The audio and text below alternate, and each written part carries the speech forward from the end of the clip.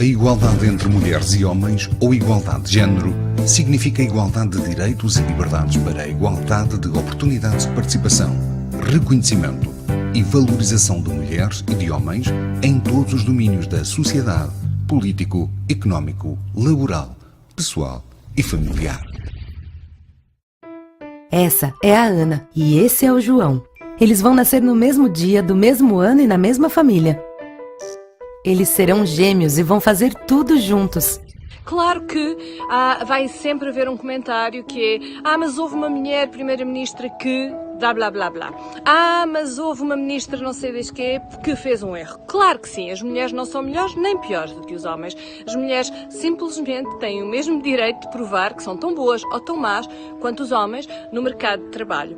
E é por isso que eu trabalho e é por isso que muitas pessoas cada vez mais têm vindo a trabalhar ao longo dos últimos anos e cada vez mais as sociedades se apercebem que ou fazem parte desta mudança de mentalidades muito grande, ou vão ser ultrapassadas, porque a realidade está a evoluir de uma forma muito rápida.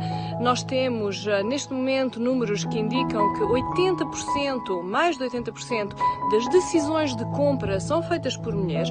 Quer dizer que o consumidor principal nos mercados que vão desde o imobiliário até mesmo à finança, até às tecnologias, até aos carros, não só a maquilhagem, as roupas, como os estereótipos nos poderiam levar a dizer de forma humorística, pseudo-humorística, são mulheres e, portanto, com as novas tecnologias, cada vez mais este tipo de comportamento tem vindo a acentuar. As grandes empresas, as administrações locais, a administração europeia, etc., têm vindo a compreender que têm de se adaptar, porque o mundo, no século XXI, vai precisar destes talentos e destas competências.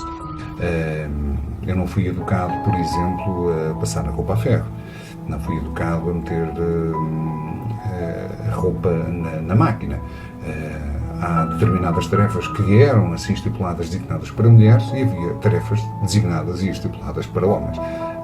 Esta igualdade não se fazia sentir em termos práticos, embora toda a gente dissesse que o homem tinha o mesmo direito e as mulheres tinham os mesmos direitos do que os homens e os mesmos deveres. É mentira. Em termos práticos era completamente mentira aquilo que se dizia. A mulher não é igual ao homem, o homem não é igual à mulher, ou pelo menos não era.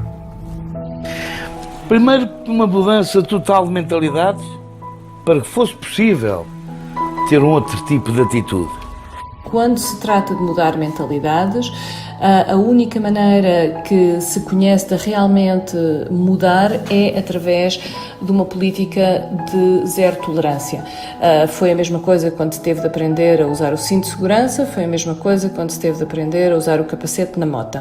Ao princípio as pessoas não gostam, ao princípio tem de ser imposto, que chatice, mas a seguir, pouco a pouco, as mentalidades evoluem e as pessoas compreendem ou não compreendem, mas independente disso, praticam algo que é o correto. Mas quando eles crescerem, isso vai mudar. A Ana vai andar sempre de rosa, porque ela é menina. E o quarto do João vai ser todo azul, que é cor de menino.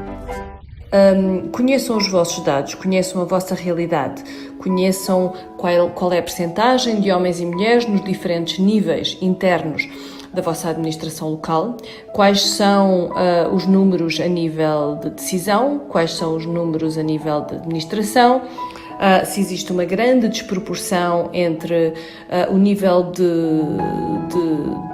a percentagem de mulheres nas bases e o número de mulheres no topo, há evidentemente um problema.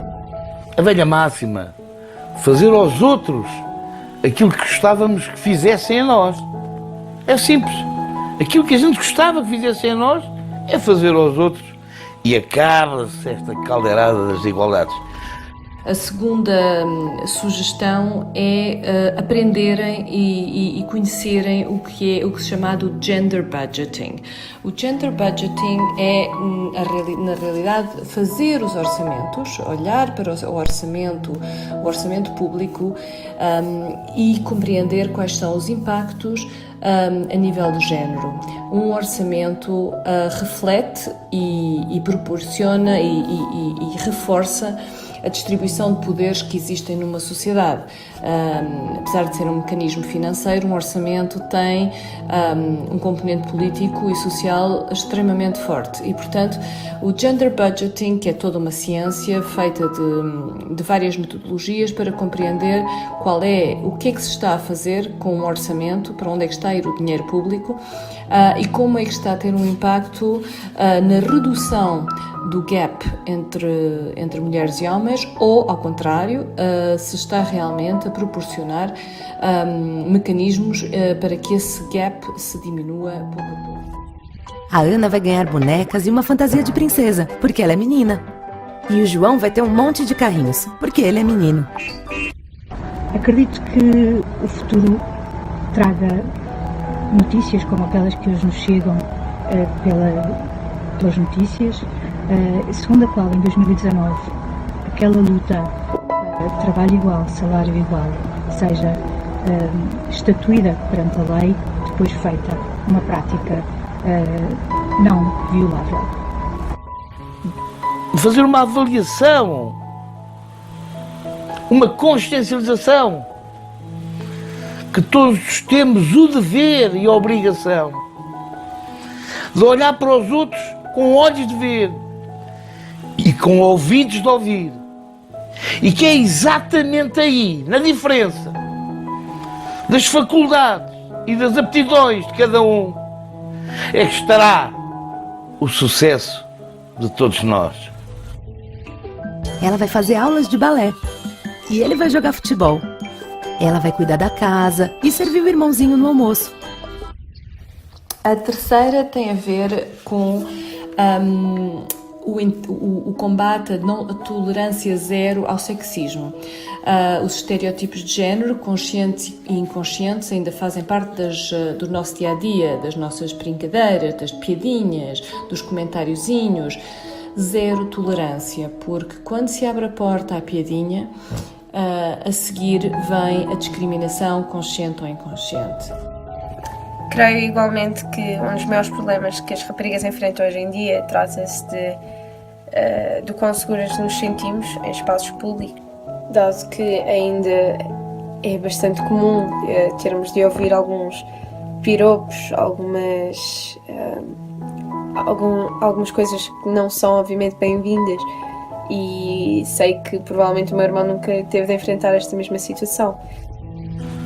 Não é a incriminar, não é a subestimar, e muito menos a criticar o outro por ter uma cor de pele diferente, por ter uma fé diferente, por ter uma ideologia diferente.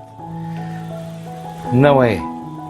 É compreendendo e é pensando que quanto mais diferente é o outro, mais possibilidades temos nós de crescer, de evoluir e de aprender. É assim que acabamos com as desigualdades neste mundo. Ele não vai ter essa obrigação, porque isso é coisa de menina. O importante é que ele seja bem-sucedido. Já a Ana vai ter que estar sempre bonita.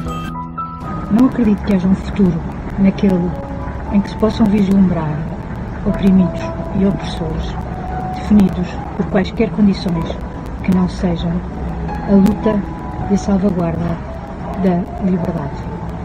Essa trará certamente a eliminação de todas as formas de violência, uma vez que a não existência de plena participação em igualdade de circunstâncias entre homens e mulheres aos mais diversos domínios será sempre uma forma de violência e de opressão. Existe mais igualdade de género quando existem mais mulheres nas empresas. A realidade tem mudado positivamente para os homens também, que podem finalmente ter licença parental, que podem finalmente ter licenças sabáticas, porque já não têm a responsabilidade gigantesca de ser os únicos ou os principais providers, os que aportam à família o seu pilar financeiro. E, portanto, este tipo de stress e de tensão é algo que os homens poderão compreender que é um benefício para eles se puderem realmente partilhar os dois papéis. Partindo da premissa que a educação pode fazer a diferença, Em casa e na escola é preciso educar para os valores, quer sejam do pluralismo, da igualdade, do respeito, sobretudo na cena de uma cidadania ativa, até porque a violência sexual e doméstica continua a ser perpetrada contra pessoas do século feminino, isso toda a gente sabe, infelizmente. E quando ela for trabalhar, vai ganhar menos do que ele. Ou seja, eles vão crescer num mundo em que os homens pensam que têm mais poder que as mulheres. Trabalhar no sentido de criar nos homens a consciência do valor acrescentado deste tipo de mudanças de mentalidade. O que é que eles vão ganhar com este processo? Porque os homens e as mulheres fazem parte da nossa sociedade e ambos têm de fazer parte desta transformação de mentalidades. Compreender o papel do homem não só no mundo profissional, mas também como um componente fundamental na esfera privada, como pai, e como os papéis que se estão a pedir cada vez mais ao homem e à mulher na nossa sociedade e na nossa economia obrigam-nos a ter, cada um de nós, independentemente de sermos homens e mulheres, uma componente profissional e uma componente pessoal e familiar. Sei que em termos educacionais, por vezes, existem algumas obrigatoriedades para nos fazer sentir no pelo que as coisas têm que ser desta maneira. Isto é, a lei da paridade faz com que haja determinadas percentagens, determinados números de pessoas do mesmo género ou de géneros diferentes que têm que ocupar estes determinados lugares. A lei da paridade, estou de acordo que se faça nesta fase inicial, não estou de acordo que se mantenha e que perdure por muitos anos. Isto porquê? Porque, para mim, não tem que haver diferenças, não tem que haver desigualdade entre géneros, está fora de questão. Tem sim que haver competências e as pessoas serem avaliadas pelas competências que têm, e as oportunidades devem ser dadas aos dois géneros. Quem tiver maior competência tem que agarrar essa oportunidade e ser-lhe dada a oportunidade. Agora dir-me-ão, mas dentro das mesmas competências, depois há quem prefira o homem ou quem prefira a mulher. Bom, essa parte é que está completamente errada. Com as competências, terá que haver critérios de avaliação para que haja a escolha ou pelo homem ou pela mulher e não por números e cotas para desempenhar o lugar. Esta é a minha maneira de pensar, não sei se estou a pensar errado, mas é assim que eu vejo as coisas. Dar a mesma oportunidade aos géneros, a mesma e igual, mas avaliado sim pelas competências e não pelos números, pelas cotas que são atribuídas a essas funcionalidades. Se a gente encontrasse uma nova maneira de educar nossas crianças, em casa, na escola, em qualquer lugar, criar ambientes com direitos e oportunidades iguais para todos. A paridade, que tem apenas um ano, diminuiu este fosso entre géneros, mas nas empresas e na política, mas também ainda não chega. Mas, pessoalmente, creio que a situação da igualdade de géneros tem vindo a encontrar muitos menos problemas. Vejo que há muitos progressos que ainda têm de ocorrer. Vejo que, obviamente, mesmo naquilo que se trata aos direitos dos homens comparativamente com as mulheres e as mulheres comparativamente com os homens, há muito que temos de evoluir, mas acho que já demos bastantes passos. E finalmente, walk the talk.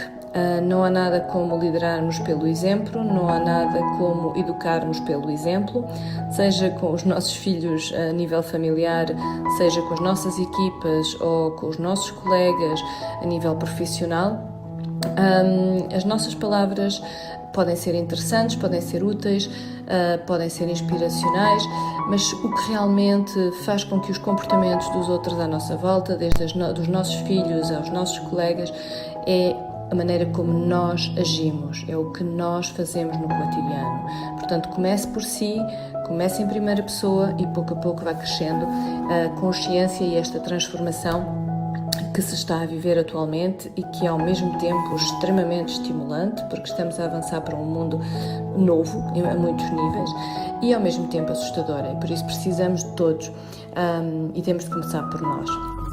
Dividir responsabilidades e tarefas de modo justo, para que no futuro o João não ache que tem mais poder que a Ana. Logo, urge pensar nesta questão numa ótica da responsabilidade social perante o próximo. Muito embora a forma como nos posicionamos nestas questões do género já não sejam apenas feminino e masculino, mas humano, na minha ótica, humano. Sempre que o sonho existe, é possível acreditar.